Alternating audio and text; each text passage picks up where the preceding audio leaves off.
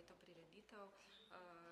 Ti, ki so bili izbrani na pozivu, ki ga objavil naš zavod, vključuje kar 112 prireditev. Programska knjižica bo pa prinesla bistveno večje število prireditev.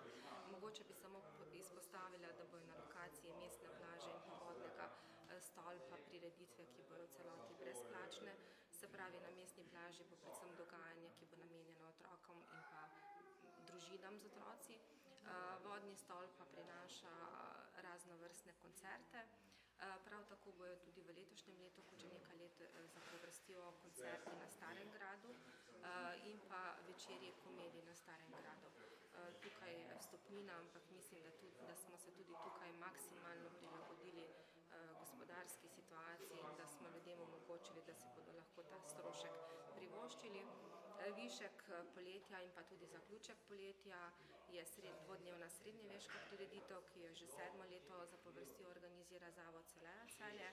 In pa mogoče, da tisto, kar bi morala že prej povedati, slovesno otvoritev poletja v Celju, pa letos izvajamo skupaj z celjsko skupino Njud, ki praznuje 20-letnico, in pa simfoničnim orkestrom Glasbene šole Celje. Ta slovesna otvoritev bo pa 20. junija ob 20:30 uri na Starem gradu Celje. V primeru slabega vremena bo pa nadomestna lokacija Celjski dom oziroma dvorana Golovec. To se bomo pa odločili verjetno skupaj s skupino, glede na to, koliko vstopnic bojo prodali. Nekaj bo pa tudi uradnih vabil na to slovesno prireditev. Štimungfesta letos ne bo, tako smo se odločili skupaj z našo ustanoviteljico občino Celje.